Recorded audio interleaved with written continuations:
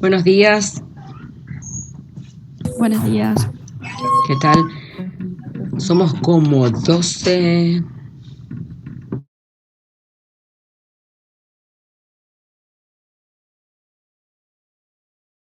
Esperamos 5 minutitos.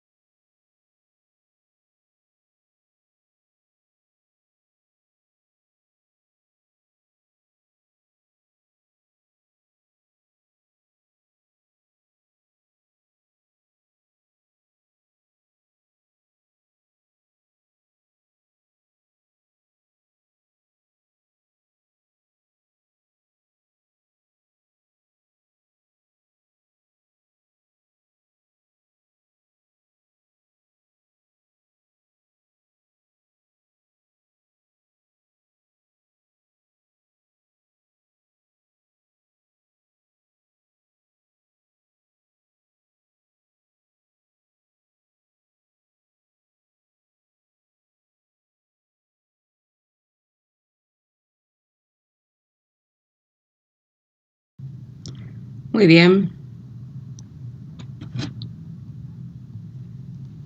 Muy buenos días.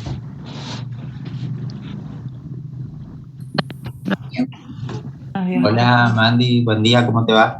Pero muy Hola bien. chicos. Buen día. ¿Qué tal, Pau? ¿Qué tal? Se ve la proyección de, de la imagen, ¿no? ¿O Sí, no? La profe. presentación, sí. Bueno, vamos a comenzar con esta parte del programa de la que siempre hacemos referencia durante toda la primera parte del año.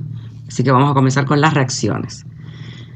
Y hoy vamos a empezar con las reacciones de sustitución en el carbono sp3.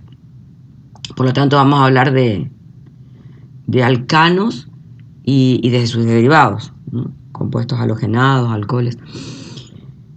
Vamos a ver un par de sustituciones. Y vamos a comenzar con el cuestionario, con la participación de ustedes como siempre.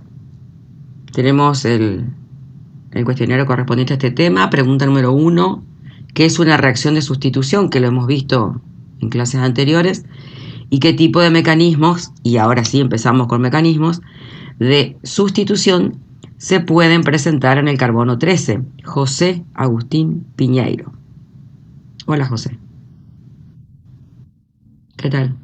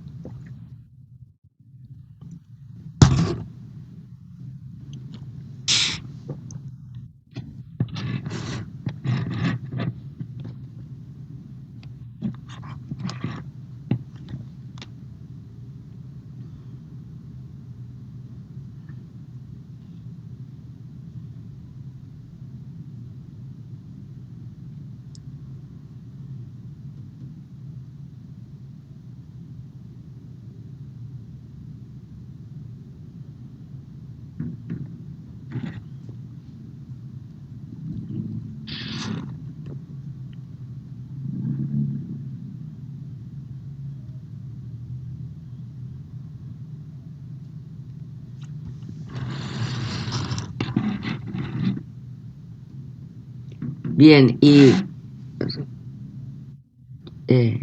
¿alguna otra? ¿Alguien tiene alguna otra sustitución aparte de estas tres? ¿O de estas dos? Si hablamos de tipo. Dos. ¿Alguien tiene alguna más? ¿Agostina? Sí, yo los nombré nomás porque más adelante se lo explica, que es lo de radicales libres y la sustitución nucleofílica interna. Esa fue la única que no encontré, pero la de radicales libres sí, que se explica a continuación. Bien, tu compañero había hablado de la sustitución de los alcanos, así que esa sería la de radicales libres. Y después lo de las nucleofílicas de la SN1 y la SN2. Faltaba la interna que acabas de nombrar. Esa sería la tercera que vamos a ver. Muy bien. ¿Y cuál sería la que corresponde a los alcanos? ¿Cuál de esos mecanismos dentro ¿De de las radicales sustituciones? libres? Claro, la de radicales libres. Esa sería la que corresponde a los alcanos. Y bueno, y ahora vamos a ver quién quiere participar para contarnos un poquito de qué se trata este mecanismo por el cual ocurre la sustitución. Gracias a ambos. La sustitución en alcanos, ¿no? O sea, la de radicales libres.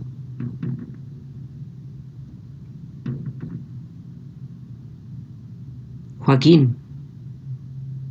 Hola, profe, buen día. Buen día.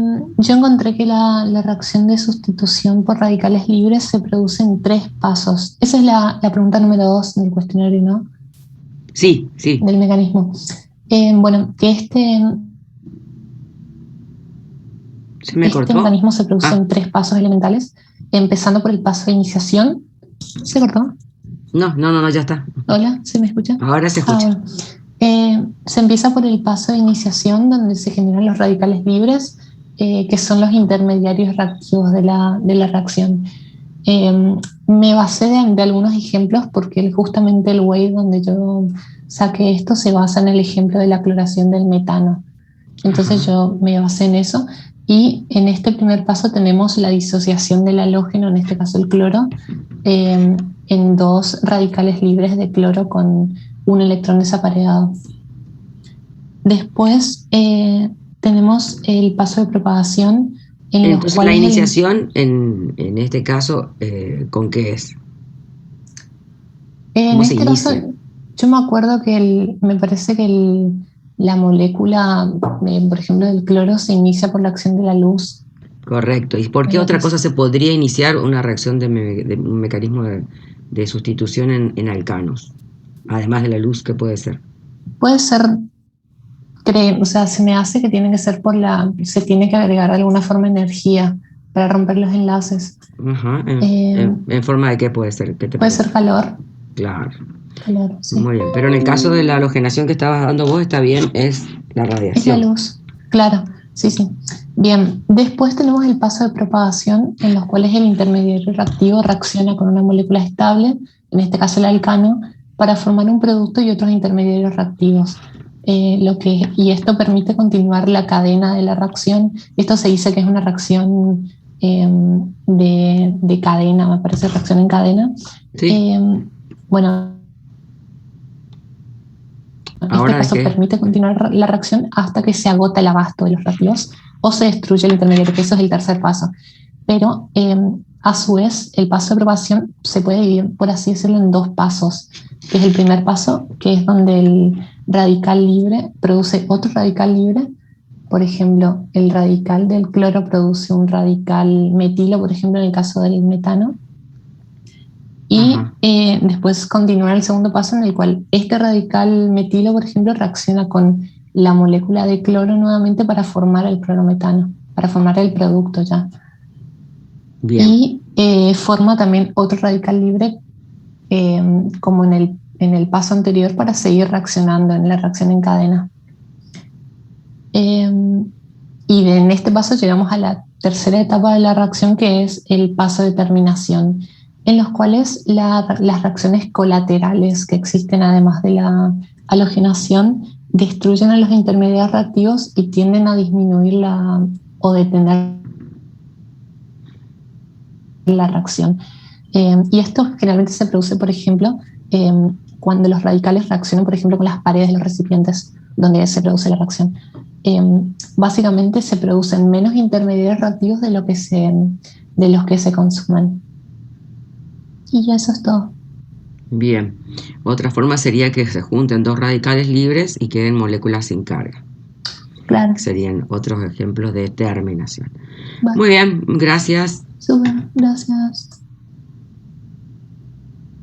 Acá en la imagen está una reacción general, tan general que en una halogenación, ¿no es cierto?, en la reacción esta, y dice calor o luz. En realidad, para ese caso particular que está ahí como ejemplo, la iniciación sería dada por la luz, ¿no?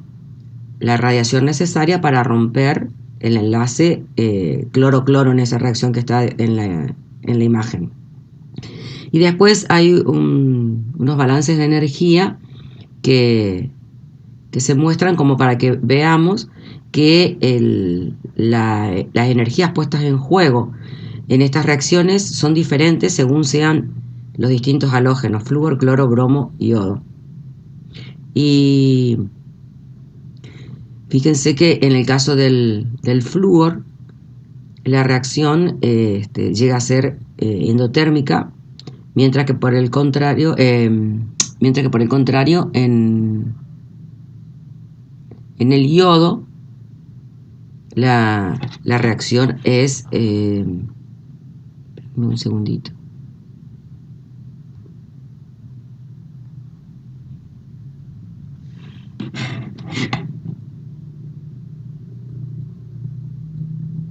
Exotérmica. Fíjense que por qué justamente se utiliza esta reacción más que nada para cloro y bromo, porque la reacción de fluoración es muy difícil de manejarla una vez que se inicia. Y en el caso del yodo, la reacción es como muy lenta. Este tipo de reacción para obtener derivados halogenados de los alcanos se la utiliza principalmente para obtener cloro derivados y bromo derivados. O sea, la velocidad de reacción es muy rápida para el flúor y muy lenta para el yodo. Y ahora vamos a ver las etapas que los compañeros fueron comentando. Esta sería la reacción de iniciación, comenzada por la luz.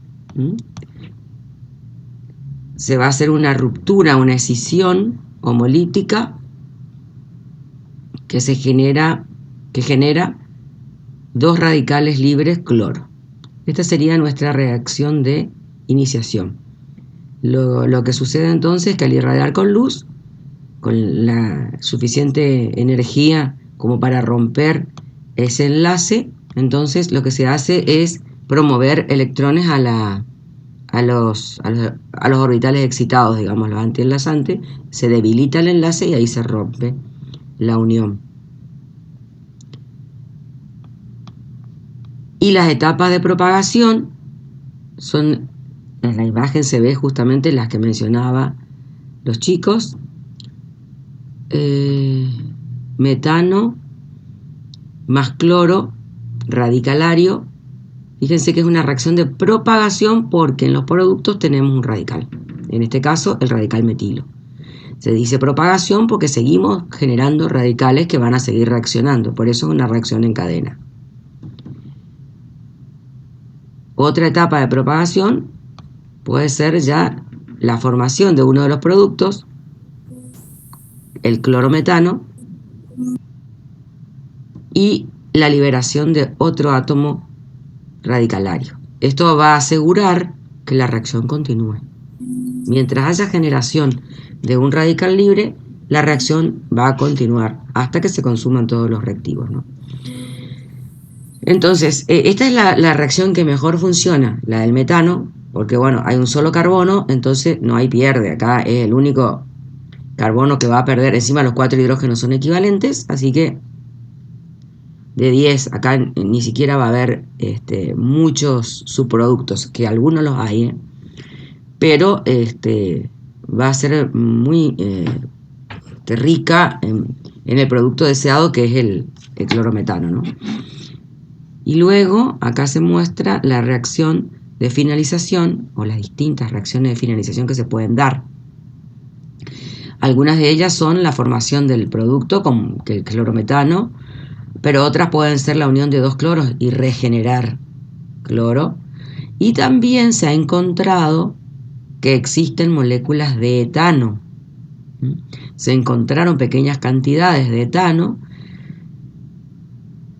que surgen de la unión de dos radicales metilos. Entonces, en esta reacción vamos a tener como coproductos, aunque sea una pequeña cantidad de etano.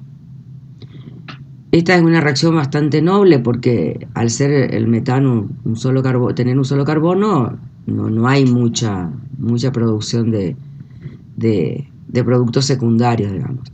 La cosa no es igual cuando queremos empezar a trabajar con más de un átomo de carbono, el etano, el propano. Ahí la cosa se empieza un poco a complicar.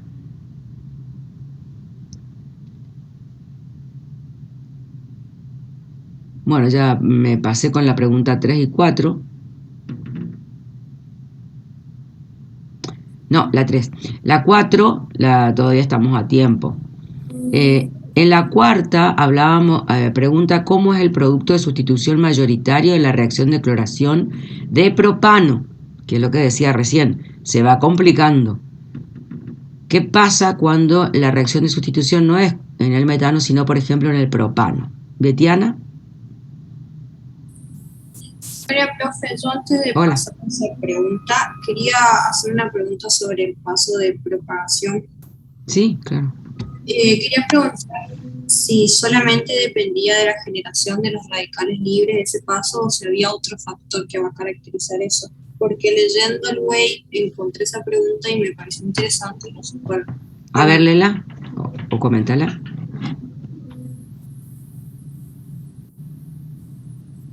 Hola, ¿se me escucha? ahora sí. Sí, tengo mala conexión. Bueno, repito. Que leyendo el Wave encontré la pregunta de qué factores caracterizan a los pasos de propagación de una reacción en cadena. Comentanos. Y que si era solamente la generación de los radicales libres para que sigan propagándose la reacción o había otra cosa que caracterizaba a la propagación. Ajá. ¿Qué encontraste vos?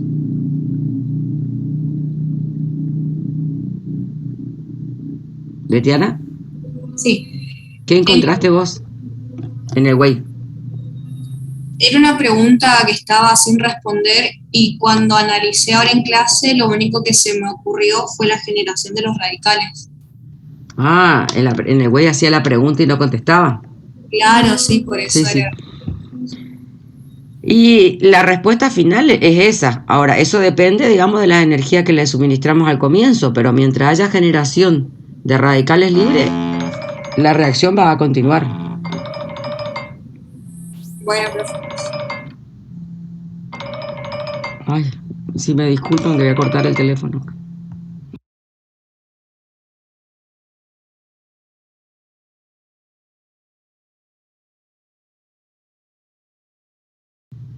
Listo. Así que bueno, sí, obviamente que depende, pero en definitiva, digamos, va a ser mientras se genere radicales libres. Y hasta que no haya, obviamente, más reactivos. Cuando todos los reactivos se hayan consumido, va a terminar la reacción.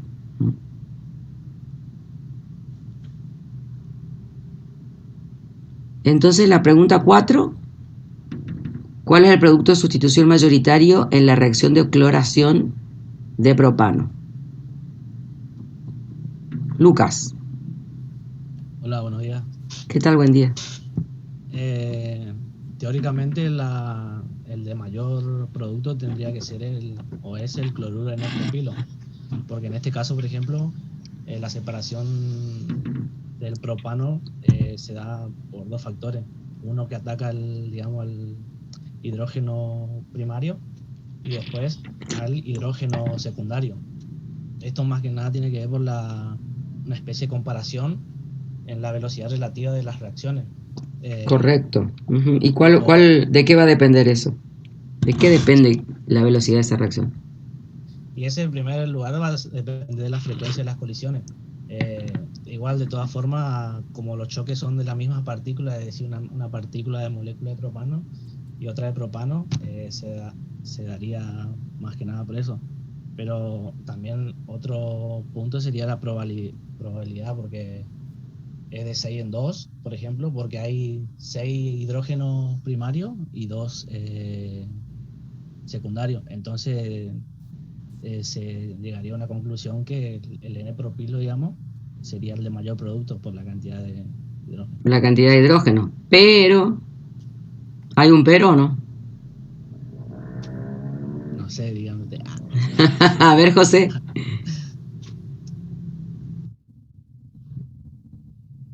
Ujú.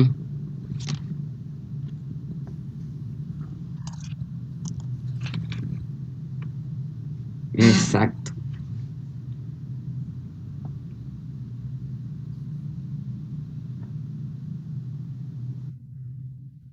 Ajá.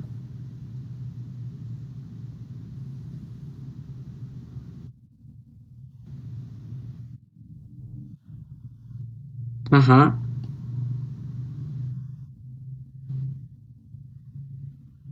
Ujú. Muy bien. Pero, Tenemos entonces esa pelea ahí, ¿eh?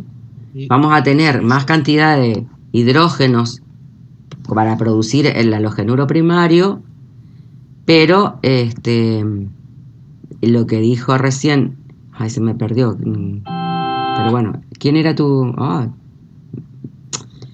¿Quién fue el que habló último?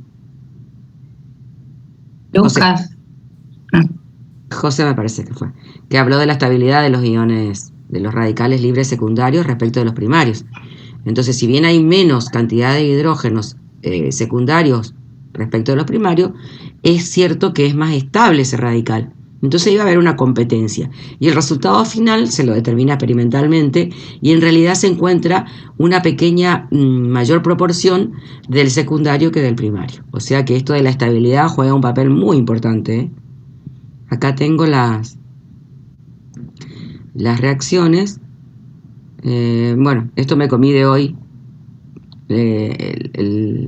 Si miramos la constante de equilibrio está muy desplazada hacia la formación de productos. Para el caso anteriores, ¿no? Nada más que para mencionar que la constante de equilibrio es muy grande, por lo tanto está muy desplazada hacia la formación de productos. Prácticamente se llega a cero cantidad de reactivo en el caso que estábamos hablando hoy de la halogenación de metano. Me comí toda la parte del mecanismo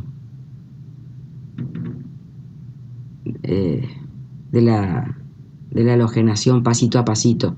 Les comento esto antes de pasar al propano. Entonces, acá se ve justamente cuando se debilita la unión carbono-hidrógeno y se va formando la unión hidrógeno-cloro en una de las etapas de propagación que les mostré hoy. Es simplemente mostrarlo con un poquito de dibujo, digamos, tridimensional, o por lo menos dando una idea. Entonces se forma el radical libre que, no lo mencioné, pero como ya lo vimos en radicales libres, pasa de tener la hibridación sp3 a la hibridación sp2, que es la hibridación que adopta un radical libre. Entonces, este sería el estado de transición que consume la mayor cantidad de energía, que esto lo podemos ver en el diagrama de energías, que está por acá. Esto es más de lo mismo, pero representado con los orbitales. Como podrán ver, es lo mismo. Y acá está el diagrama. Entonces, este paso que les mostraba recién es el que consume la mayor cantidad de energía. Por eso la jiba está más alta. Y este sería el diagrama de energía que acompaña a toda la reacción que estuvimos hablando hoy de cloración del metano. Bien. Y acá estamos con el caso de la halogenación para alcanos superiores y el caso particular del propano. Lo que decían los compañeros, acá tenemos la pelea entre la formación del radical libre primario o la formación del radical libre secundario. Y efectivamente es cierto que acá tenemos 6 hidrógenos primarios, en carbonos primarios, y 2 en carbonos secundarios. Sin embargo, como todos sabemos, la estabilidad de este radical es mucho mayor que la del radical primario. Se estabiliza por los efectos electrónicos más I de estos dos metilos. Entonces se comprueba que la formación del propano primario respecto del 2-cloropropano, que es un halogenuro secundario, es levemente mayor, 40-60, el del secundario respecto al primario. Y la fundamentación de esto es que el radical secundario es más estable que el primario. ¿Queda claro esto? Sí, profe. Sí, profe. Bueno. Y acá hay un juego de calorías. A ver las preguntas, a ver si nos propongo un mecanismo para la cloración y para la nitración del carbono. Acá nada más mostrar las calorías que se ponen en juego en la formación del metilo respecto de la formación del radical propilo primario, y fíjense que es menor la del secundario y la del terciario aún un poco menor. Y esto tiene que ver con la estabilidad del radical libre que se forma. Bueno, esta es la reacción que propone la pregunta, que es la nitración del metano. Acá dice calor o luz, pero en realidad la nitración del metano se hace con calor.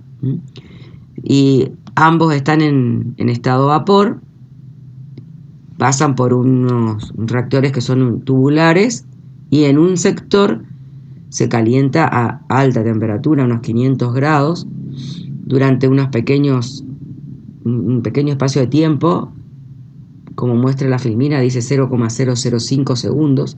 Eso es suficiente para que se produzca la ruptura homolítica del reactivo, que será la reacción de iniciación que ustedes me tienen que proponer, y luego ese va a atacar al reactivo, que es el alcano. ¿Qué mecanismo encontraron o proponen ustedes directamente para la formación del nitro metano? Sería la pregunta 5.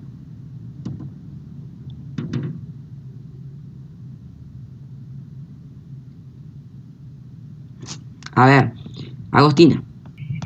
Yo encontré que los alcanos logran nitrarse al reaccionar con ácido nítrico concentrado, sustituyendo hidrógeno por el grupo nitro, a presión atmosférica, en fase de vapor o a temperatura entre, creo que era 420 o 475 grados Celsius, y en presencia de ácido sulfúrico. A la pucha. Bueno. Pero eso debe ser porque era concentrado, digamos, ácido nítrico concentrado, ¿o no? La verdad que no conozco ese método. El que conozco es con ácido nítrico concentrado en estado gaseoso, o sea, directamente ácido nítrico solo. ¿Y calor? Que calor produce la ruptura homolítica del oxidrilo por un lado y del grupo nitro por el otro. Claro, y ahí claro. se inicia la reacción y luego ya directamente el ataque al metano, que serían las etapas de propagación que ustedes pueden proponer diferentes, ¿no? Uh-huh. ¿Dónde encontraste eso que me leíste? No me acuerdo, profe. Creo que era o sea, sé que era en un libro, no sé en qué libro era, pero lo había encontrado así, pero era como un intermediario el que usaba el ácido sulfúrico. O sea, para generar calor. El tema es que cuando la reacción es de rupturas heterolíticas, sí hace falta ácido sulfúrico, por ejemplo, cuando se hace la nitración del benceno, que requiere fuerza y que obviamente no es en estado de vapor, sino en estado líquido. Ahí sí. Pero en la nitración de alcanos, que se hace en fase vapor, no es necesario el ácido sulfúrico. Es más, cuanto más reactivos tengamos, se van a producir radicales libres de distinta índole y me va a dar una mezcla infame de productos. Por eso me llama mucho la atención.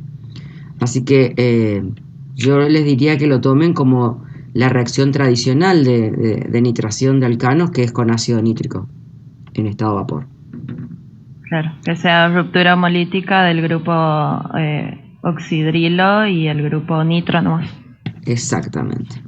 Está. Bueno, ¿y alguna propuesta de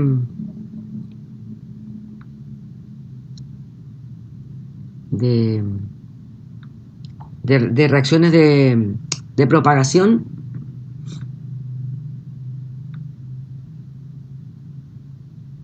¿La declaración?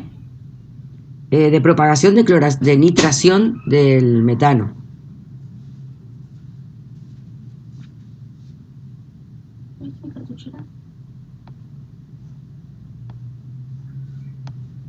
¿Nadie, che?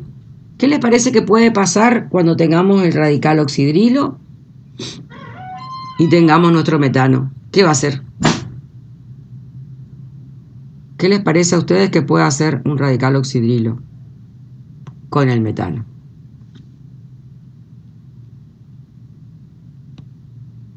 Metano más oxidrilo. A ver. Profe, ¿puede ser que forme un alcohol?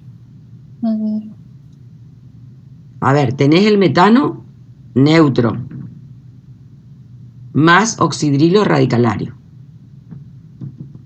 Estamos en reacción de sustitución por radicales libres. Es igual que en el caso anterior. ¿Qué les parece que puede hacer el oxidrilo cuando se encuentre con el metano? Y él está como radical libre. ¿Se van a unir? ¿Cómo se va a unir? ¿Dónde va a entrar? No tiene todavía ningún radical el metano. Está ahí, con los 4 hidrógenos, un carbono. ¿Qué hace el oxidrilo? Profe, por lo que veo ahí en la reacción... ¿Cómo? Me parece que extrae un hidrógeno, ¿o no? Claro. ¿Quién habló, Joaquín? Sí. Claro, claro, Me va parece que a... extrae un hidrógeno y la verdad es que no sé, pero eso no es agua, por las dudas. Claro, claro, Bien. va a tomar Claro, un extrae el hidrógeno. hidrógeno y queda ese metilo para que reaccione con el grupo nitro. Exacto. Bien. Va a quedar el metilo como radical y él va a poder reaccionar con el grupo nitro. Entonces ahí ya tenemos una reacción de propagación, la que acaba de mencionar, que es la formación del metilo radicalario, porque el oxidrilo le sacó el hidrógeno. Ahí ya pueden formular una reacción. Después, otra reacción de propagación que puede ser, ya tenemos el metilo radicalario. ¿Qué puede hacer ese metilo radicalario? Para que sea reacción de propagación se tiene que encontrar con alguien y generar otro radical otro radical. ¿Qué puede ser? Hay solo dos reactivos. ¿Con quién se puede encontrar el metilo? ¿Y podría encontrarse nuevamente con un oxidrilo o no? Sí, podría pasar eso. Y de hecho, Y quedaría en un pequeñísimo. nitro. Exacto. Y quedaría en ese caso un alcohol, pero después que pasara la reacción anterior, ¿no es cierto? Que Claro. da pequeñas cantidades, pero sí, porque puede chocar un metilo con el oxidrilo, pero también puede chocar un metilo con la molécula de ácido nítrico. Y ahí tomar el grupo nitro y liberar oxidrilos. Cualquier reacción que genere otro radical libre va a ser una reacción de propagación. ¿Estamos? Eso lo pueden inventar directamente. Ahora, después pondrán en juego cuáles son las reacciones que necesitan más o menos energía y entonces van a ser las mayoritarias. Pero ese es otro tema. Acá lo que le piden es que ustedes usen la imaginación. ¿Está? Ok. Esta reacción se produce en fase vapor de ambos Sí, sí, reactivos. sí. Sí, sí. Sí, sí. Ok. Bueno, y después que se produzcan esas Y reacciones mayoritariamente se forma. se forma el Sí. nitro. Mayoritariamente. Y después la etapa de terminación, semejante a las que propusieron para el caso de la halogenación, va a ser cuando reaccione dos radicales libres entre sí y no se generen más radicales libres. ¿Correcto? Sí, profe. Sí. Mm.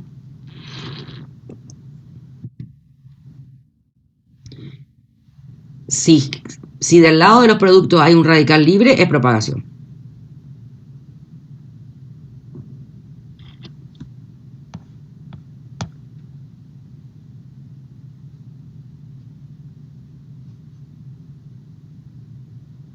Bueno.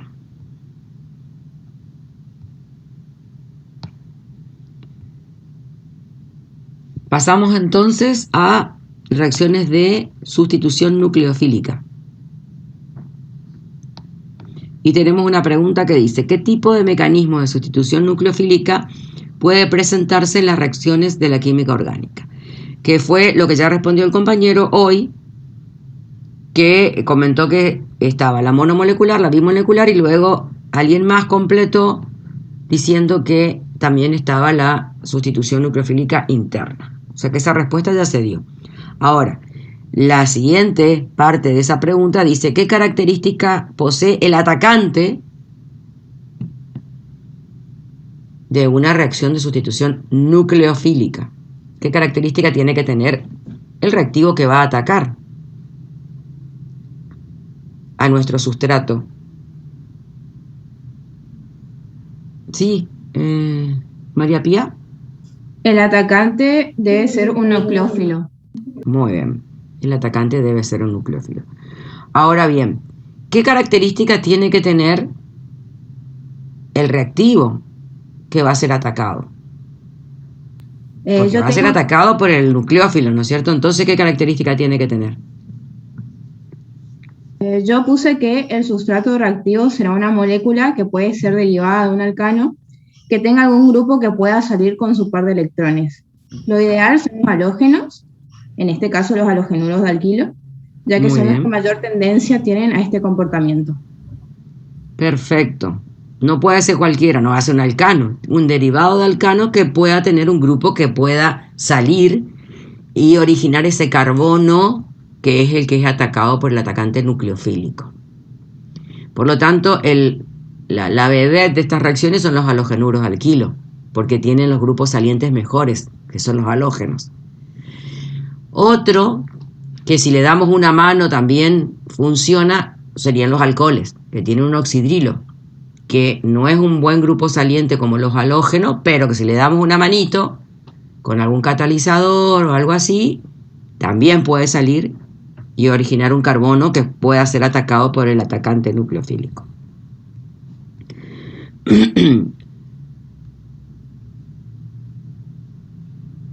Ordene los siguientes átomos y grupos según su aptitud como grupos salientes en la sustitución nucleofílica. Bueno, medio lo dijimos, pero ¿cuál sería el orden de esos tres? Agostina. El cloro mayor, le sigue el oxidrilo y último el hidrógeno. Correcto. O sea, el hidrógeno no está por salir directamente. Claro. Muy bien. Desarrolle con un ejemplo el mecanismo de sustitución nucleofílica bimolecular. La tienen que tener en un papel, obviamente. ¿Quién lo tiene?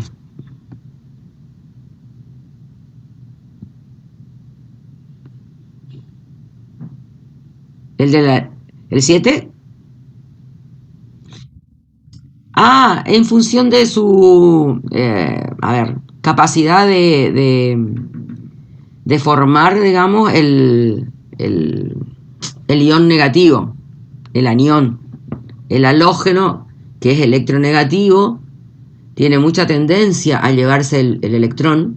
Entonces, la ruptura heterolítica carbono-halógeno se produce con más facilidad que con un oxidrilo, que la unión es carbono-oxígeno, o que un carbono-hidrógeno.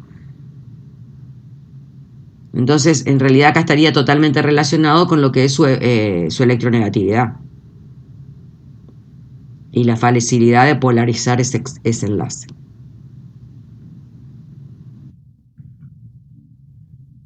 A ver.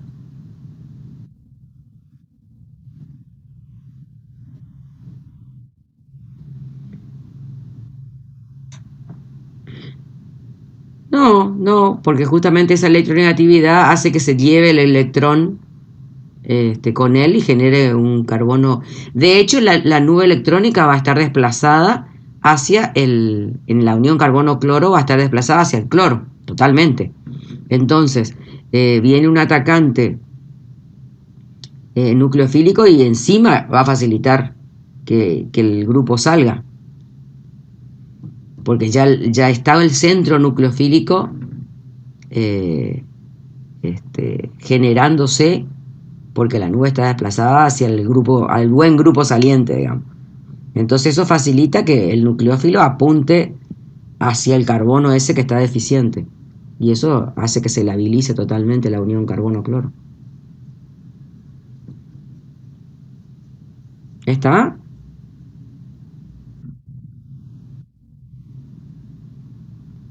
Bien.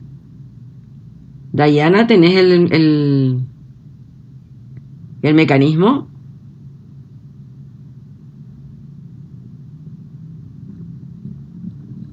Cory se fue a tomar la leche. No, profe, acá estoy, pero no lo tengo. Bien. O sea, Profe, yo tengo, pero ¿Quién habló, Arianda? no es ya. A ver si lo puedo mostrar.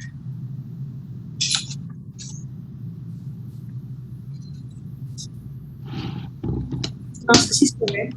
Sí. A ver, bien, sí se lo ve. ¿Podés explicarlo?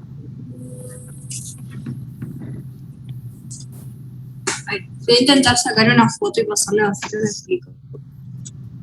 Porque no veo desde este lado.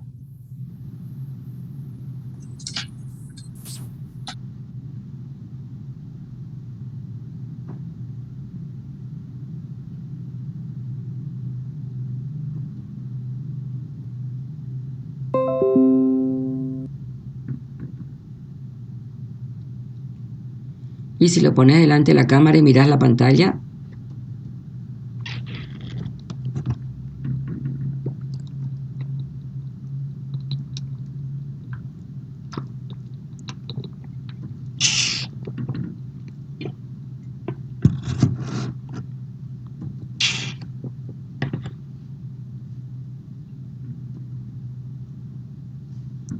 ¿Dónde estás?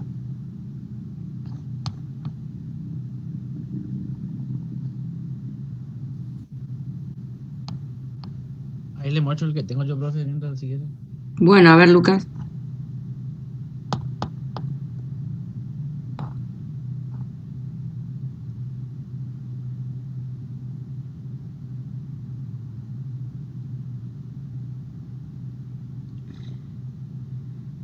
A ver, eso que tenés ahí es una reacción. ¿Me explico? ¿Cuál es la diferencia entre una reacción y un mecanismo? Lucas, saca por tu micrófono. Ah, hola. Sí, Sí, ahí está apagado. sí. No, esta es la reacción y el mecanismo. ¿Y el mecanismo? Consiste en que por ejemplo, este hidróxido es una base de Lewis. Lo que hace que este hidrógeno va a atacar al carbono que contiene el grupo saliente. Este carbono tiene una polaridad positiva. Entonces lo que va a hacer es que debido a la negatividad del halógeno, este va a saltar y se va a convertir en un ion negativo. Bien, Así todo es, eso que vos me estás diciendo tiene una forma de expresarse para que esa reacción se convierta en un mecanismo. Se tiene que mostrar toda a ver, el despliegue tridimensional, digamos, porque fíjate que eso, por ejemplo, que está escrito ahí, ¿por qué es una reacción y no es un mecanismo? Porque hoy hablábamos que había... Claro, por ejemplo, ¿cómo yo sé que eso que vos me estás mostrando ahí es una sustitución nucleofílica monomolecular y no bimolecular? O al revés. Ay, ay, ay, ¿qué pasó ahí? Betiana, tu micrófono. ¿Me expliqué, Lucas? Pues, y bueno, si quiere acá ver si sale, sería este, por ejemplo, el que tengo acá, el metano, que puedo hacer ahí le escribí. Sería este.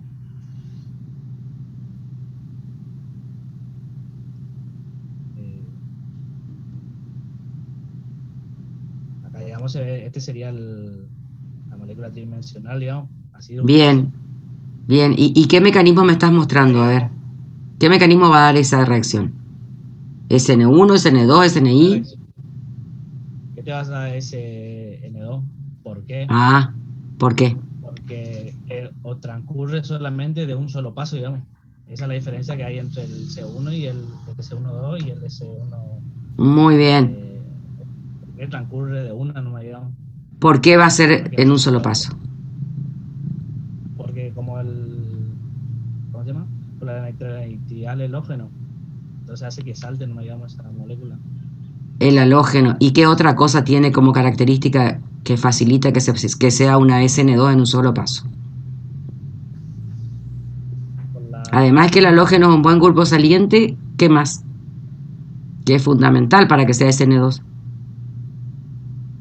¿Por dónde va a entrar el oxidrilo? Por el carbono, digamos.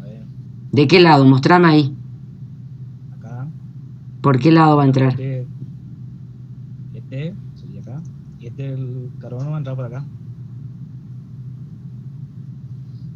En realidad entraría por acá, por la parte, creo que es por la parte inversa, digamos. Entonces no tenés que mostrarlo así, tenés que ponerlo del otro lado, no esa flecha que da toda la vuelta. El oxidrilo Sí, pues, tiene que estar colocado del otro lado. No, esta digamos sería, para ponerle que esté acá. O sea, tenés que escribirlo del otro lado. Ahí, y ahí entra acá. Exacto, así se hace un mecanismo. Tachá tus otras dos flechas. Exactamente. Y ahora vamos a ver cómo se va a formar un estado de transición con el oxidrilo entrando por ahí y el yodo saliendo por el otro lado. Ahí, acá. Sí. Porque creo que leí que entraba por el lado contrario donde está este, digamos. Perfecto. Y ahí va a ir formándose el estado de transición que ahora les voy a mostrar. Capaz que más lindo el dibujito, pero está perfecto lo que hiciste ahí. Entonces, ese sería el paso determinante de la velocidad de reacción. Eso que vos estás haciendo todavía más rústicamente, pero ahora lo vamos a ver en la imagen, sería el estado de transición, mientras se está formando la unión del oxidrilo y está saliendo el yodo. Esto sería una SN2, donde participan las dos moléculas en el estado de transición. Esa va a ser la etapa lenta. Por eso es en una sola etapa. Y luego en una etapa rápida, ¿qué va a pasar? ¿Cómo? ¿Qué va a pasar en una etapa rápida, en la siguiente etapa? De este, Mm. y ahí en la siguiente etapa, según digamos, sería... ¿Qué va a hacer el yodo? ¿Se va a quedar ahí todo el tiempo?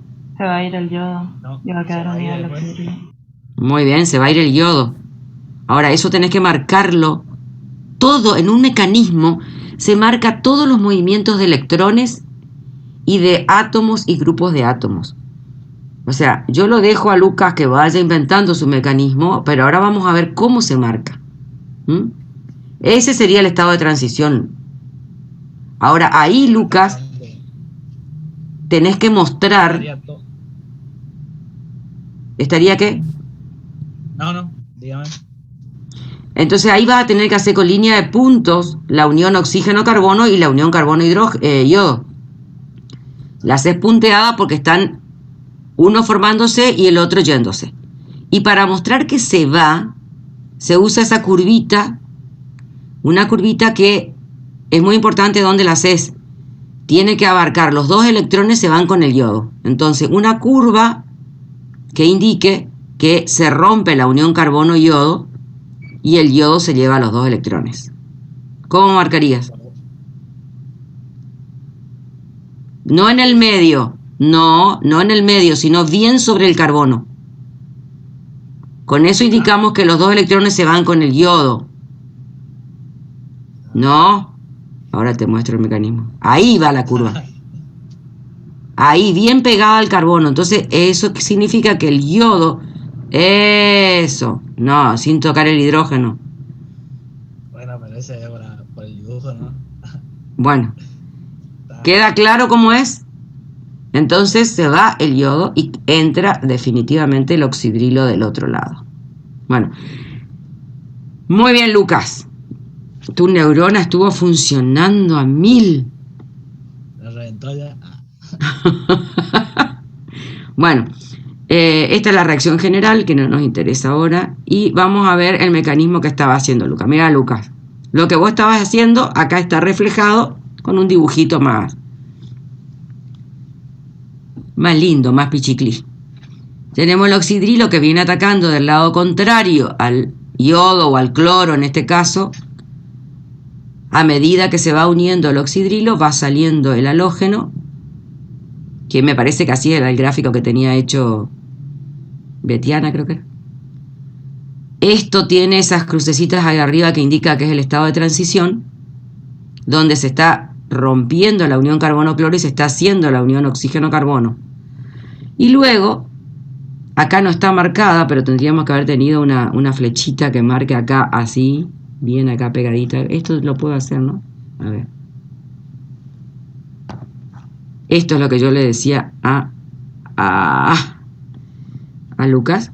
Entonces eso indica que se va el cloro con el par de electrones y queda el oxígeno unido al carbono. Ahora bien, ¿qué pasó con el paragüitas este que estaba dibujado acá? Fíjense acá y fíjense acá. ¿Se ve mi lápiz? Sí, profe. ¿Se dio vuelta? Se dio vuelta el paraguas. Se dio vuelta. ¿Cómo hago para dejar el lápiz? Se dio vuelta el paraguas. Eso es muy importante en este mecanismo. Hay una inversión de la configuración de ese átomo de carbono.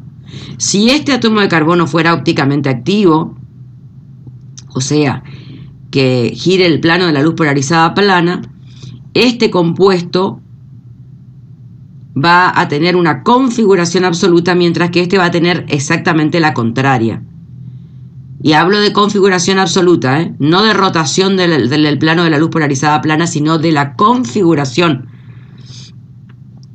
Entonces, esto es muy importante a la hora de hacer síntesis de compuestos ópticamente activos.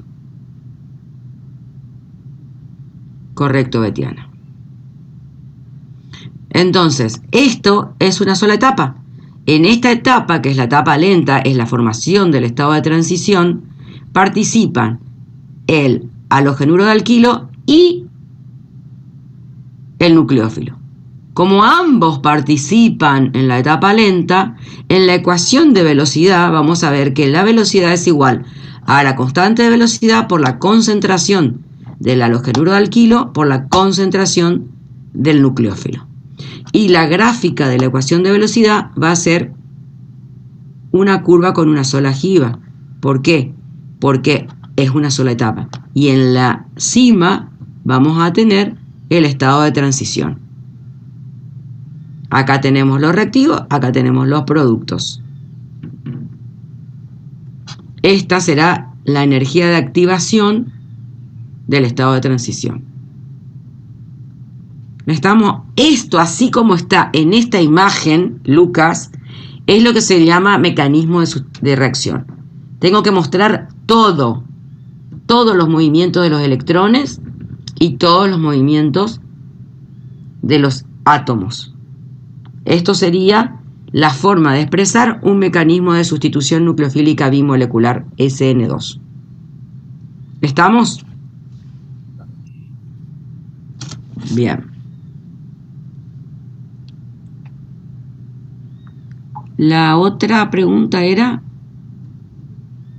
Bueno, este sería el desarrollo del mecanismo, ¿no es cierto? Proponga un mecanismo de reacción para la obtención de terbutanol a partir de cloruro de terbutilo. O sea, es un sustrato terciario. ¿Cuál sería el mecanismo para el caso de la formación del cloruro de terbutilo?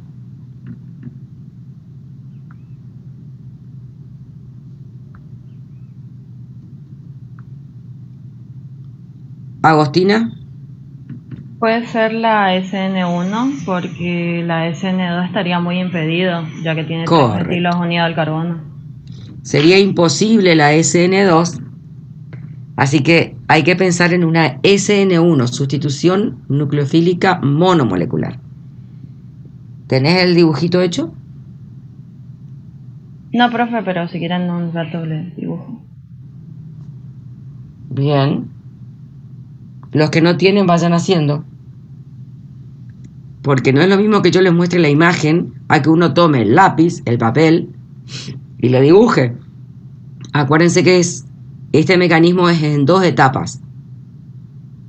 ¿Qué va a pasar en la primera etapa? Para que lo puedan ir dibujando.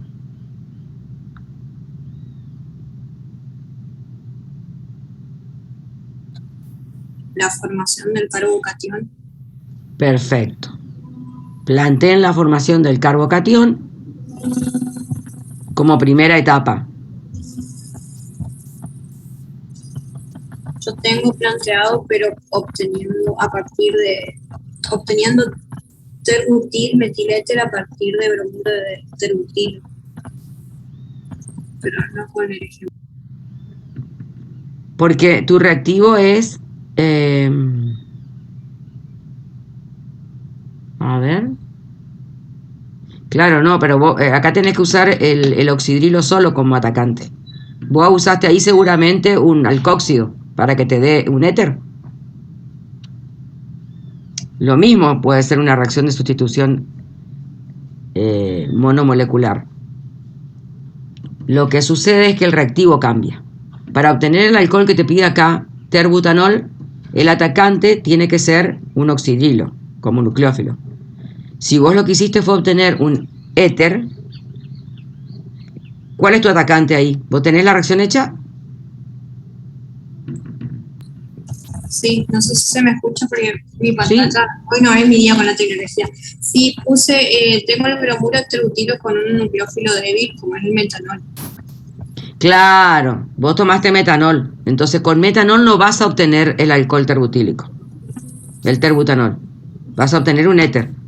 Para poder obtener el terbutanol tienen que atacar con un oxidrilo, como nucleófilo. Sí, lo que tienen que hacer es cambiar el reactivo nada más.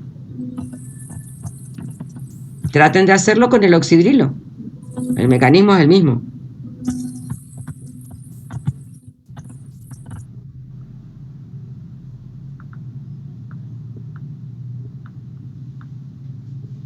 Me imagino que lo están haciendo, ¿verdad? Sí, profe. Ana Paula, ¿lo estás haciendo?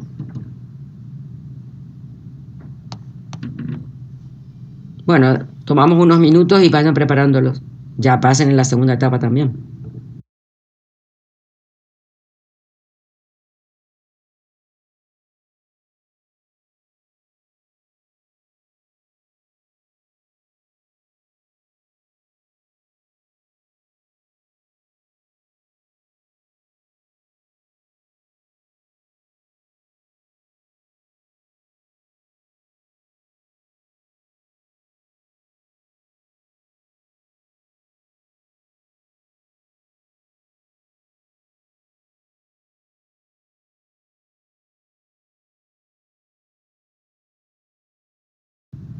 ¿Cómo vamos?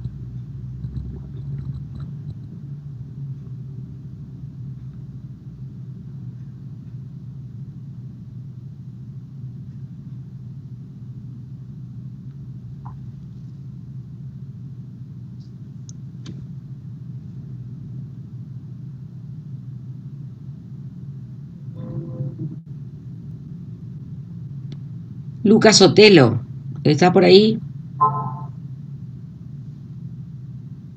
Sí, profe. ¿Cómo vas con el mecanismo SN1?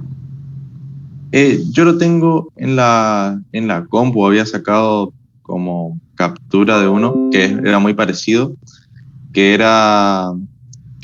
es prácticamente el mismo porque es bromuro de terbutilo, en este caso sería cloruro de terbutilo, reacciona con el grupo oxidrilo y entonces en la primera etapa lo que pasa es que el bromo, el cloro que está unido al carbono se lleva los electrones, forma el catión terbutilo y el ion cloruro. Esa es la primera etapa. ¿Y esa etapa es la lenta o la rápida? Esta es la lente. Bien. Y después en la siguiente, debido a que se formó el catión, o sea, el catión terbutilo, se une con el grupo oxidrilo, formando así el alcohol, ¿cómo es? Alcohol terbutílico. Muy bien. Y esa es la etapa rápida. Perfecto. Ahora lo vemos en la imagen. ¿Y tenéis la gráfica de energía? ¿El camino no, de reacción? El ¿Alguien tiene la gráfica de energía? ¿El diagrama? Uh-huh. No, ese no lo tengo. ¿Y qué tipo de sustrato entonces son los que tienen que tenemos que tener para poder tener un mecanismo de sustitución monomolecular? Es decir, sustrato. El sustrato tiene que ser, o sea, tiene que ser terciario. Si es para que sea monomolecular, tiene que ser terciario. Y el nucleófilo, por lo general, es un nucleófilo débil. Muy bien. ¿Por qué tiene que ser el terciario? Porque los grupos metilos son los que estabilizan al carbocatión. Bien. ¿Por qué? ¿Qué efecto tiene? Efecto inductivo positivo hacia al carbón. Muy bien. Muy bien.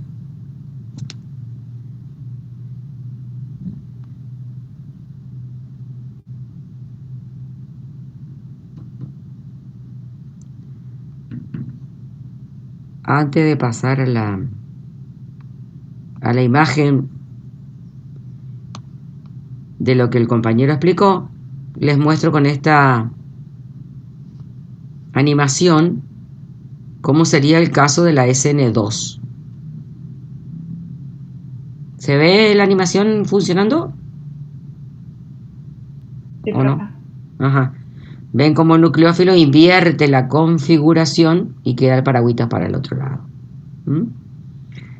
En este caso se hace el ejemplo quiral, donde tenemos un carbono con el bromo, el hidrógeno, el etilo y el metilo, y cómo queda el paragüitas dado vuelta.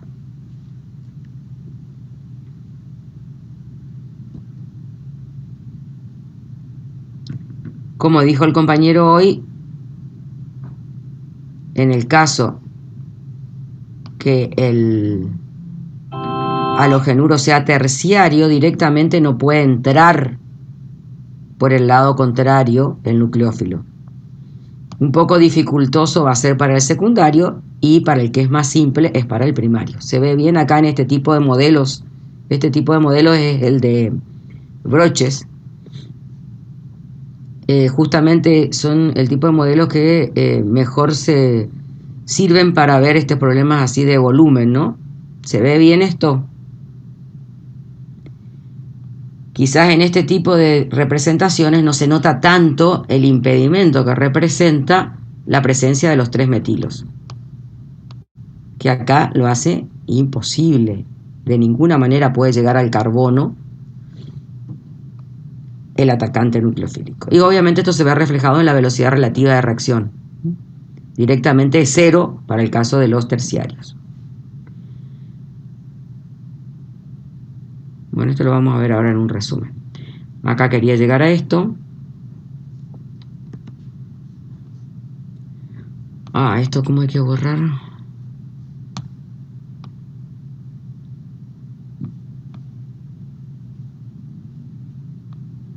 Ahí está. Acá tenemos entonces el mecanismo de sustitución nucleofílica unimolecular o SN1. Y acá está nada más que dibujado lo que había comentado Lucas. La pérdida del halógeno, que puede ser bromuro o cloruro. La formación del carbocatión terciario, que se estabiliza por los efectos inductivos positivos de los metilos. Esta es la etapa lenta, determinante de la velocidad de reacción. Y la etapa rápida, que es el ingreso del nucleófilo en una segunda etapa. Por eso es que la velocidad de reacción en este mecanismo es independiente del nucleófilo. Por eso puede ser un nucleófilo débil, porque no tiene ninguna función más que la de entrar. En cambio, en el caso del SN2, tiene una función, que es la de facilitar la salida. La salida del grupo saliente. Entonces la velocidad de reacción va a ser igual a la constante velocidad por la concentración del halogenuro. Hasta ahí lo que habíamos comentado con Lucas. Y acá estaría el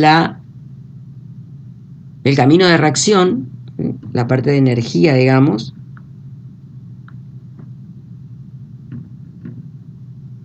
de variación de energía a lo largo de la reacción. Tenemos 2 jivas. Una que es cuando se va desprendiendo el bromo para formar el intermediario real, que es este sería el compuesto que existe y que tiene una vida media bastante importante porque es terciario. Entonces acá en el valle este se encuentra el intermediario de la reacción.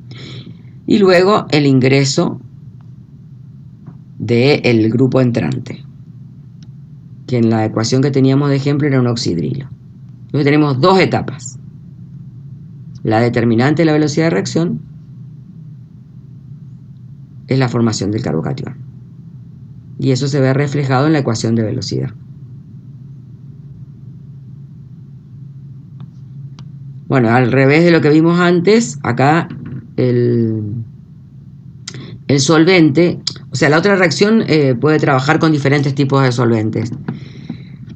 Pero en el caso de la SN1, y yo no sé si no había una pregunta relacionada a esto.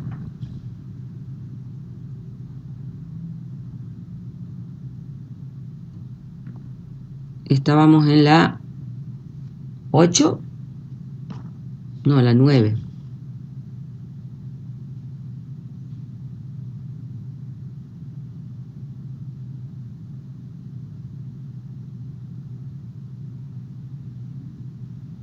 no dice nada de esto. Bueno, ¿qué pasa con el tipo de solvente? Mirando la imagen podemos ya ver y sacar conclusiones. ¿Qué me dicen respecto del efecto del solvente en una reacción unimolecular SN1?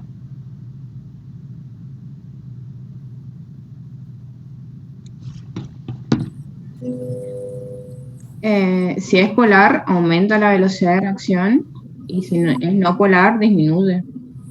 ¿Por qué? Por el efecto de solvatación. Muy bien. Con el efecto de solvatación estabilizamos al carbocatión. Y fíjense la variación de la velocidad relativa que hay según el solvente sea agua, metanol, etanol, acetona, eteretílico. A medida que voy bajando en la tablita, la polaridad del solvente también lo va haciendo. Entonces, fíjense cómo realmente es abismal la diferencia de velocidad entre un solvente polar respecto de uno no polar. Y acá se ve en la imagen cómo está solvatando el solvente al carbocatión. Y ayuda en la estabilización, además de los efectos inductivos de los metilos, ¿no es cierto? Bueno, en este caso, hoy hablábamos de que el paragüita se invertía y daba un 100% de inversión de la configuración. Esto es muy importante, ya que si queremos hacer una síntesis estereoselectiva, sabemos que vamos a obtener el 100% de inversión de la configuración absoluta. Ahora bien, cuando hacemos una reacción en la cual el mecanismo va por el camino SN1, como se forma un carbocatión plano, pequeño, es grande, pero al ser plano, los metilos quedan en un solo plano y entonces tiene la posibilidad de que el nucleófilo entre por arriba o por abajo. Y en la teoría debería darnos una mezcla racémica si el carbono es ópticamente activo. Es decir, 50% con la inversión de la configuración y 50% con la retención de la configuración. Pero este aquí que el grupo saliente sale por un lado. Esa es la realidad. Y si encima es voluminoso, en la realidad el nucleófilo entrante va a tener el camino más facilitado por el lado contrario que por el lado que se está yendo el grupo voluminoso. Entonces va a haber una pequeña diferencia de inversión de la configuración respecto a la retención. ¿Me explico lo que pasa? Alguien que me diga sí o alguien que me diga no y lo volvemos a explicar de otra manera. Sí, ¿puede volver a explicar, por favor? ¿Lo puede explicar de nuevo, Dale, por favor? dale. A ver, el bromo ese que está dibujado acá se tiene que ir, entonces yo soy el nucleófilo. Vengo por acá, no encuentro a nadie, me meto. Ahora, vengo por acá porque justo me agarró en este lugar y cuando quiero entrar el bromo se está yendo y como que tengo que esperar que el bromo se vaya y ahí recién voy a poder entrar. Entonces va a haber mayor cantidad de moléculas que van a recibir al nucleófilo por este lado, o sea, al lado contrario de donde se va el bromo, y se va a producir la inversión de la configuración, y otras que van a entrar después que el bromo salió y entonces ya no le va a molestar, y va a retener la configuración, va a entrar por el mismo lado que el bromo se fue. Entonces va a haber una pequeña cantidad, en lugar de ser 50% de uno y 50% del otro, va a haber una pequeña cantidad más de moléculas del producto que haya invertido su configuración que las que mantuvieron la retención de la configuración. Simplemente porque el que está saliendo molesta un poco, más allá de que se va y lo deja positivo a este. Pero en el momento que se está yendo, si en ese momento una molécula quiso entrar, le molestó. Y esa es la diferencia que va a hacer de que haya una mayor cantidad de moléculas con inversión que con retención. ¿Funcionó ahora o no? Sí, ahora sí entendí. Sí, ahora se entendió. Sí. Bien, ¿los demás también? Bien, Sí, profesora. vale. Somos como 15, ¿no? Alumnos. Emocionante esto. Muy bien. A ver qué preguntas había por acá.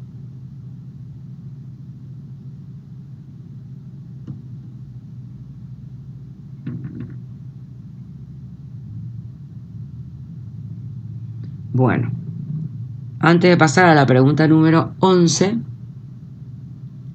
vamos a ver el tema de las transposiciones. ¿Se acuerdan? Las transposiciones son aquellas reacciones en las cuales, o etapas de reacciones en las cuales hay un movimiento de átomos o grupos de átomos de un átomo de la molécula a otro vecino.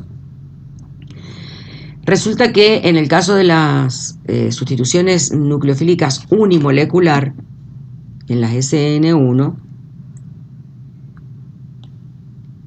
la búsqueda es la de la formación del carbocatión más estable. Y esto es tan, pero tan rotundo, que los átomos como el hidrógeno o como incluso el grupo metilo son capaces de irse con su par de electrones y migrar a un átomo vecino si esto origina un carbocatión más estable. Entonces, si tenemos, por ejemplo, una molécula como la que se ve acá, que es un 2-bromo-3-metilbutano. Fíjense que el bromo cuando se va a originar un carbocatión secundario, pero existe la posibilidad de que haya uno terciario. Si el hidrógeno sale como hidruro con su par de electrones,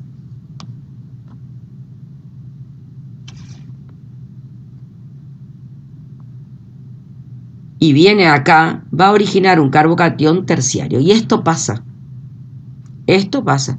Y se forma el derivado sustituido en mayor proporción, va a haber mezcla, en mayor proporción de el intermediario terciario que el de secundario. De la misma forma lo puede hacer. Ay, Dios. Tengo que dejar el palito. En el caso de que tengamos un metilo como solución para obtener un carbocatión más estable. En este caso, tenemos una molécula que tiene la posibilidad de tener este carbocatión terciario respecto a este que es primario. Entonces, el bromo, si se va a formar este carbocatión.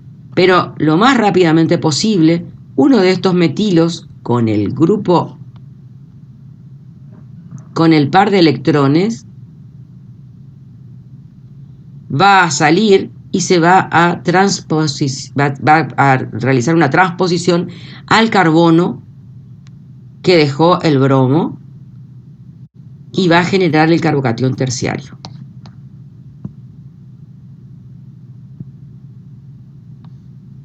Y el producto de reacción va a ser el que corresponde, o sea, el grupo entrante va a entrar en el carbono terciario. ¿Se ve esto? ¿Se comprende la explicación que les di? ¿Eso significa no? Más o menos, profe. Más o menos, profe. A ver. La molécula tiene que tener varios carbonos y tiene que tener la posibilidad de generar un carbocatión terciario de alguna manera, si no, no se producen las transposiciones. Pero si existe una posibilidad de que se forme un carbocatión más estable, esto se produce, ya sea migrando un hidruro o migrando un metilo con carga negativa, de cualquiera de las dos formas, pero esto se produce. Entonces, siempre que pueda en la sustitución nucleofílica unimolecular, que es donde se forma el carbocatión, se producen transposiciones buscando un carbocatión más estable. No así en las SN2, donde esto no es posible porque es un mecanismo totalmente concertado, donde sale un grupo por un lado y entra el otro grupo por el otro. Entonces acá se la tiene que bancar. Además de que generalmente son moléculas muy pequeñitas, ¿no? Pero en la SN1, siempre que pueda generarse un carbocatión más estable, ya sea secundario respecto al primario o terciario respecto al secundario o al primario, lo va a hacer, simplemente migrando el grupo, llevándose el par de electrones.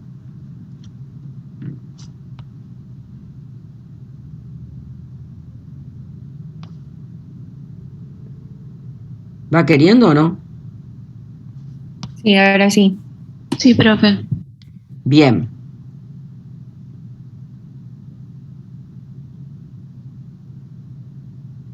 Fíjense, acá hay un pequeño resumen de SN2 y SN1, todos en un solo cuadrito.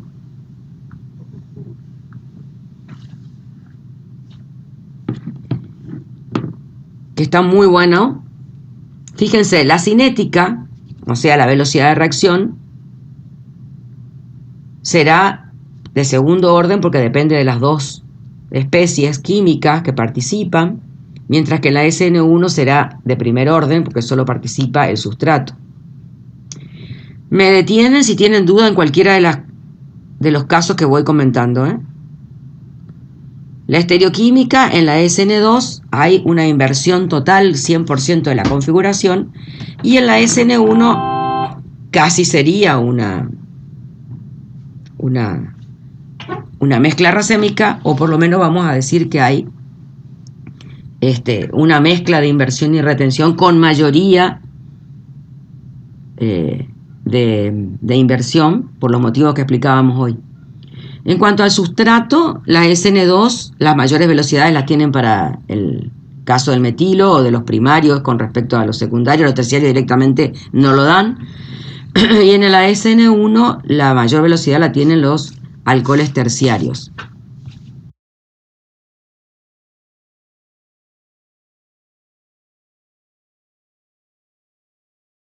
Perdón, apreté el micrófono sin querer. Bien, el nucleófilo, en el caso de la SN2, se necesita un nucleófilo fuerte porque es el que va a ayudar a que salga el grupo saliente. Participa de la etapa lenta de la velocidad de reacción. En el caso de la SN1, los nucleófilos débiles son los más adecuados porque no participan de la etapa lenta, o sea que da igual. En cuanto al grupo saliente, ambas necesitan que el grupo saliente sea bueno, un buen grupo saliente, por eso los halógenos son los principales. En cuanto al disolvente, la SN2 puede trabajar y funcionar con cualquier tipo de solvente, dependiendo del sustrato. En cambio, la SN1 necesita, para aumentar la velocidad de reacción, disolventes que faciliten la ionización o la solvatación, o sea, los solventes polares. Las transposiciones no son posibles en la SN2, y en la SN1, siempre que se puedan producir, lo van a hacer, buscando el carbocatión más estable.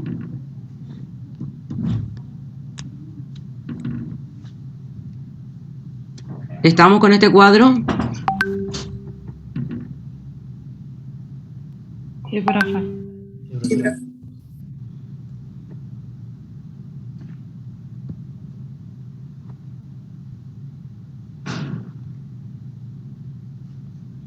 Bueno, acá pregunta qué tipo de sustitución nucleofílica se produce para el caso particular de alcoholes.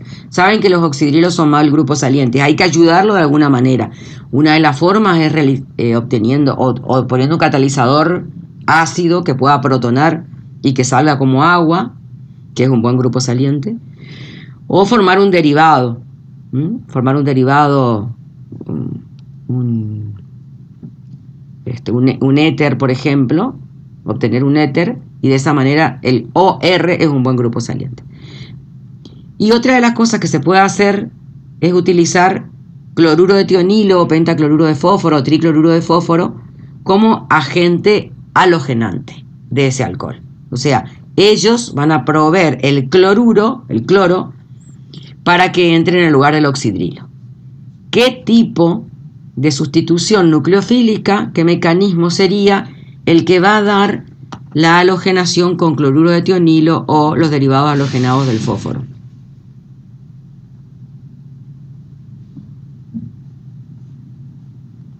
Lucas, creo que fue, o no me acuerdo quién era que habló hoy, de ese mecanismo en particular. ¿Y cómo sería? ¿Sería el bimolecular, profesora? Porque No, vos sabés que no. Y si no era Joaquín, me parece el que dijo algo. No sé quién fue el que dijo ese mecanismo. Del que no hemos hablado todavía, obviamente. SNI había hablado algo, profe. SNI. Ese es el mecanismo, un mecanismo muy particular que se da con esos agentes halogenantes, con cloruro de tionilo o con los derivados clorados del fósforo.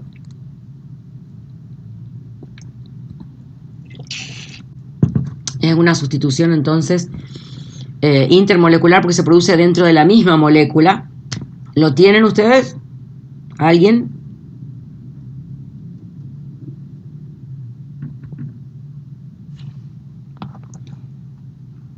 ¿Eso significa un no?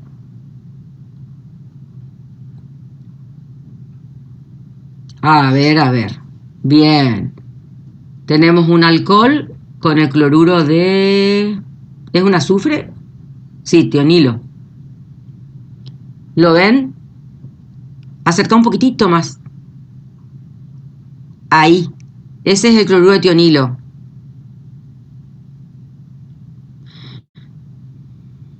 Bien. ¿Qué pasó? ¿Lo podés explicar?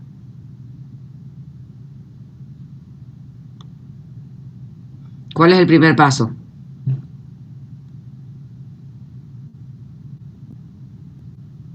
¿Betiana era? Sí, profe, Betiana. ¿Qué pasó? ¿Cuál es la primera etapa?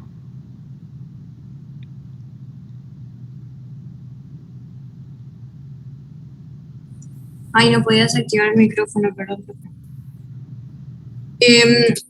De esto yo mucha información no encontré y no sé cómo explicar el mecanismo porque si bien entiendo que el grupo saliente va a salir por el mismo lado por donde va a ingresar el grupo entrante, no entiendo cómo ocurre. Bien. En la primera etapa lo que hace es perder una molécula de ácido clorhídrico. Entonces se une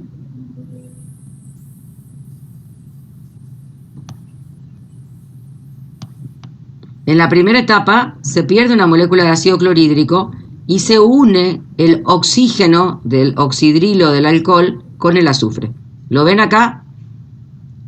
Carbono, oxígeno, se fue el hidrógeno con el halógeno y entra ahí el oxígeno. Al hacer esto, estamos formando un derivado oxigenado del alcohol que hace que se facilite la salida de este oxígeno con esta ruptura acá. Es una manera de formar un derivado del alcohol. Entonces, una vez que esto está acá adentro, este grupo es un buen grupo saliente. Pero claro, como el reactivo tiene un halógeno y encima queda justito apuntando al carbono que está con deficiencia de electrones, este mismo halógeno cloro entra del mismo lado que sale el oxígeno. Entonces, a medida que se va rompiendo el enlace carbono-oxígeno, se va formando el enlace carbono-halógeno. Por eso es que se dice que es interna, porque se forma un catión cíclico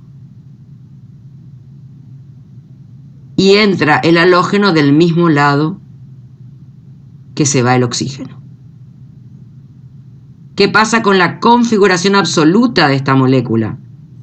Se retiene totalmente. Si este carbono era ópticamente activo, la configuración se mantiene en un 100%. Por eso la importancia de esta reacción, porque me permite obtener compuestos con pureza óptica, si el reactivo es ópticamente activo. Betina, ¿entendiste acá con el mecanismo? Betiana.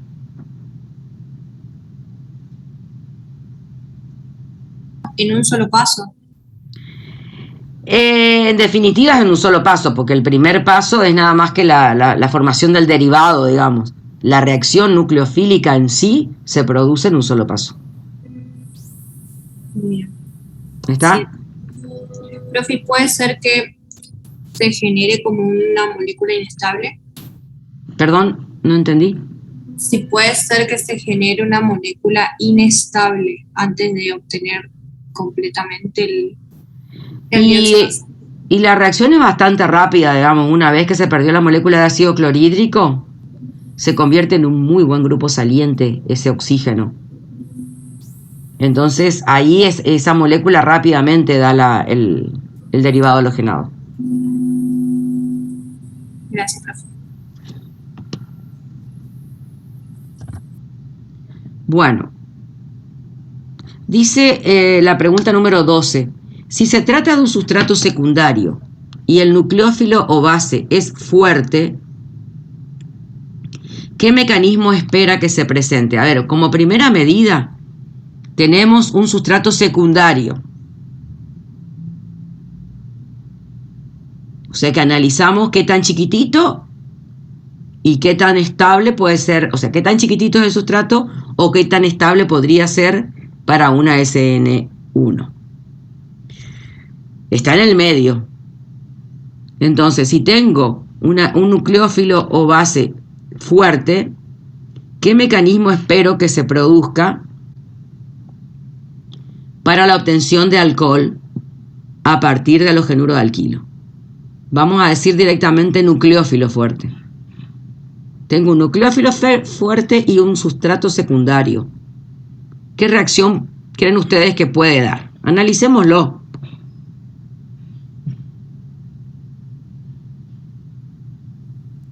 ¿Podría ser una sustitución nucleofílica bimolecular? Podría ser porque el nucleófilo fuerte va a ayudar a que se decida por salir y del otro lado entrar el atacante. Podría ser. Tiene lógica. Sería una respuesta adecuada para esta pregunta. Entonces el nucleófilo, al ser fuerte, interviene en la etapa lenta produciendo una SN2.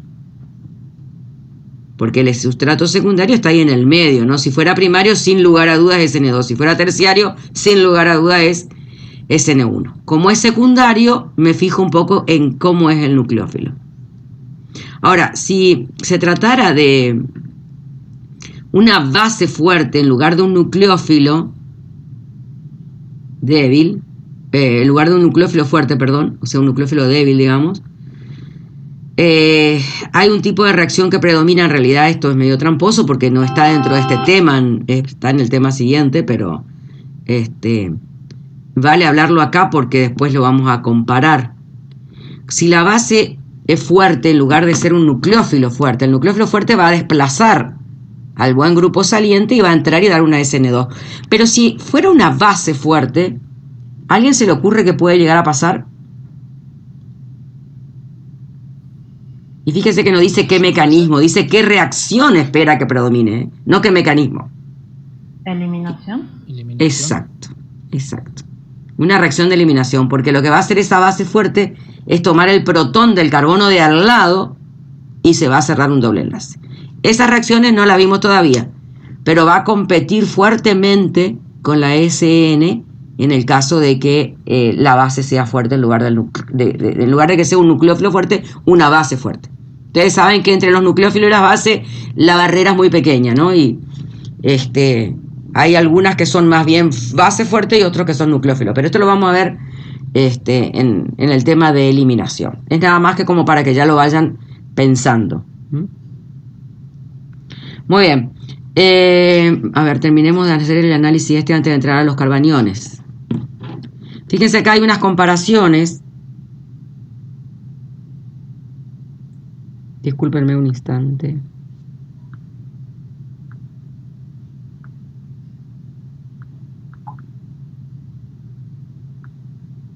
Vemos estas comparaciones y luego les voy a dar un ratito para que me hagan la número 13. Fíjense, si los halogenuros son primarios, dice sustitución de halógenos para formar alcoholes, ésteres y aminas. Los halogenuros de alquilo primarios y secundarios sufren sustitución para dar alcoholes con el ion oxidrilo en una reacción SN2. Esto quedó claro, ¿no es cierto?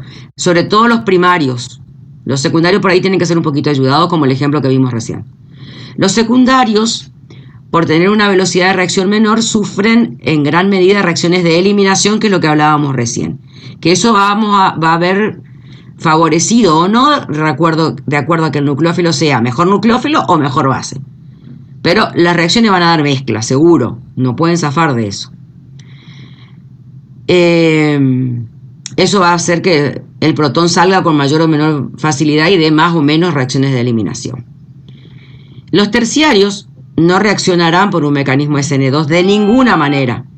Cuando se tratan con nucleófilos fuertemente básicos, sufren reacciones de eliminación que son imposibles de eliminarlas, porque la etapa determinante de la velocidad de reacción de la sustitución SN1 y de la eliminación E1 es la misma. Eso lo vamos a ver bien la comparación cuando veamos eliminación, pero es una complicación muy grande que tiene el mecanismo SN1 respecto de la eliminación. Da mezcla de los dos, seguro, sin duda.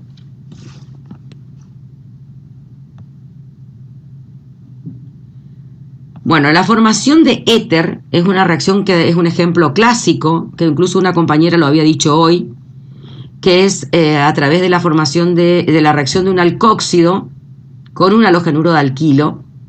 Lo que hace es salir el grupo saliente halógeno y en lugar de entrar, como hoy yo le decía, háganlo con el oxidrilo, ella lo hizo con un halogenuro de alquilo.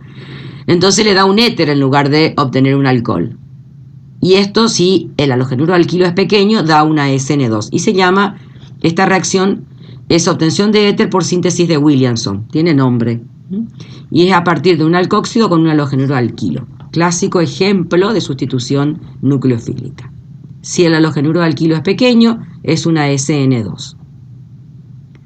Otro ejemplo de sustituciones nucleofílicas es la formación de aminas. Partiendo de una amina primaria, con un halogenuro de alquilo primario, sale el buen grupo saliente halógeno y entra la amina, que si bien no tiene carga, tiene un par de electrones, que es ávido de un carbono positivo, y entonces desplaza al bromo formando una sal, en principio la sal de la amina, y luego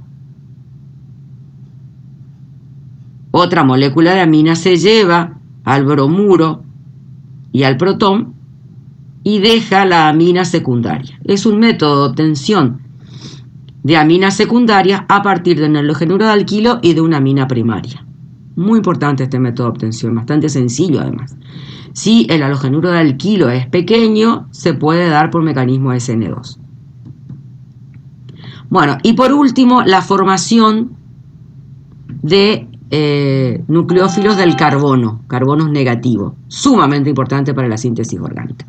Y acá viene la pregunta número 13, donde dice busque formas de producir nucleófilos de carbono en forma de carbaniones, o sea, con carbonos negativos. ¿Me preparan la número 13? Y los dejo un instante, ya retomamos.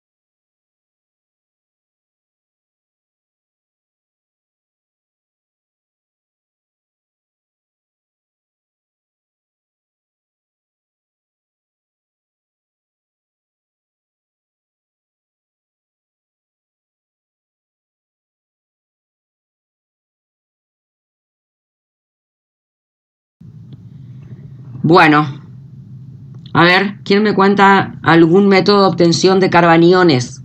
Que son carbonos negativos, que son muy buenos agentes nucleofílicos.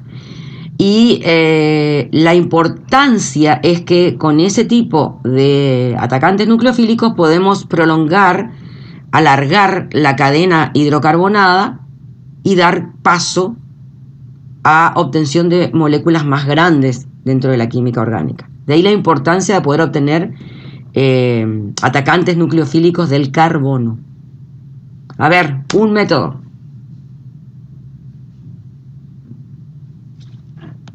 María Pía.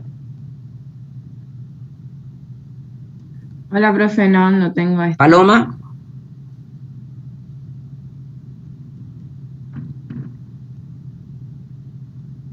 Bueno, ahora voy por el no. ¿Ninguno tiene ningún método de obtención de carbaniones?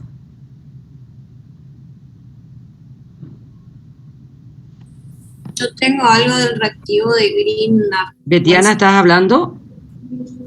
Hola, ¿se me escucha? No se escucha. Ah, pará. A ver, habla ahora. Hola. Sí, era un problema mío, discúlpame. No. Le decía, profe, que yo encontré algo sobre el reactivo de Grignard, ¿puede ser? Sí, señor. Que se va a formar por el tratamiento del halogenuro de alquilo con magnesio de valencia 0 y que consistía en reducir el carbono y oxidar el metal en éter etílico o en tetradihidrofurano. Muy bien. El magnesio metálico con un halogenuro de alquilo en un solvente adecuado, generalmente se usa éter, nos da el halogenuro de alquil magnesio. Acá el magnesio está con valencia 2+, entonces genera un radical alquílico con carga negativa. Entonces, tiene mucha tendencia a reaccionar con cualquier cosa que pueda unirse con él. Incluso, por ejemplo, si le pongo unas gotas de agua o pongo un ácido, el grupo alquílico va a salir con el par de electrones y va a formar, en principio, un alcano. Pero si acá yo coloco cualquier otro reactivo que tenga carga positiva y que pueda unirse a este grupo R, por ejemplo, incluso un carbono positivo, un carbocatión, se va a unir a este carbanión y me va a agrandar la molécula orgánica. ¿Se ve esto?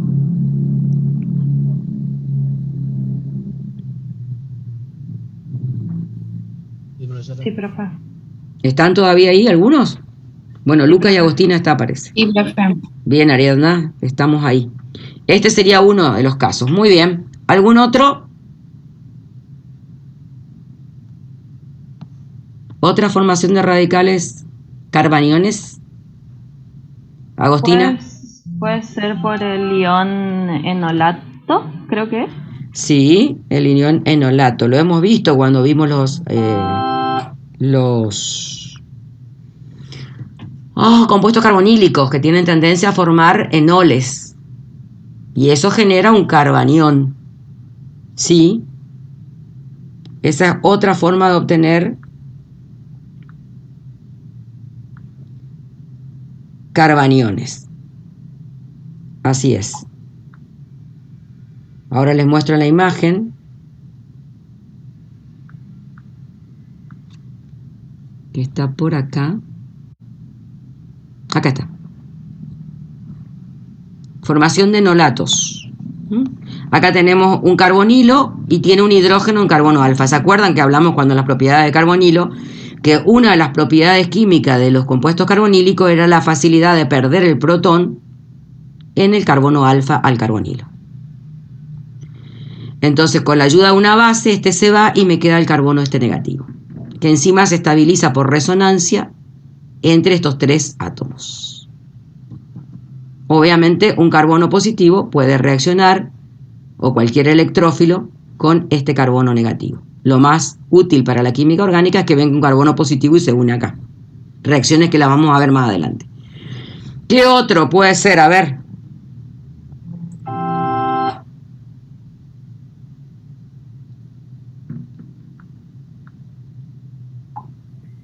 ¿Puede ser el ion cianuro o acetiluro? Sí. Profe, una pregunta, ¿qué es la E? Electrófilo. Ah.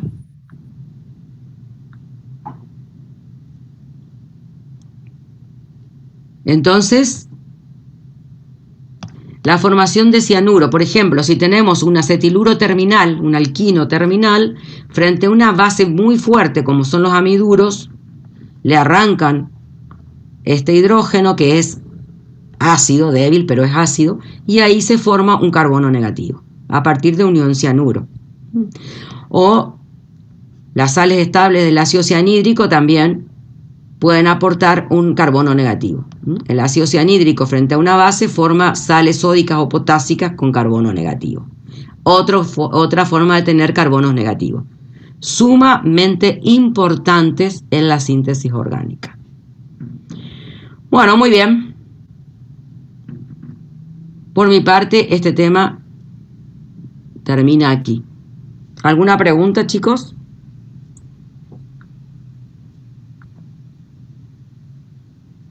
No, profe, ninguna. No, profe. Bueno. Gustavo, Paola, ¿algo que agregar de lo que sea? Pau, ¿vos tomaste la asistencia? Si Sí, no, yo esperen tomé. un segundo. ¿Tomaste? No, Bueno. sí, tomé, ya está. Está. 9 Profe, yo alumnos. soy Ocampo, llegué un poquito tarde porque no estaba pudiendo conectarme. Bueno, Profe, ¿les puedo preguntar sobre el recuperatorio? Porque me aparece la retroalimentación, pero como que está Estamos oculta. terminando. Ah, perdón, dale, gracias. Hoy termina, creo que a Paola le quedan unos 3, 4 últimos y ya terminamos. Ya está todo. Dale, profe, gracias.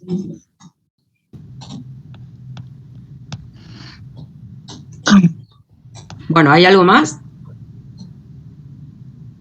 Si no hay nada más, corto la reunión. Muy bien. Hasta luego.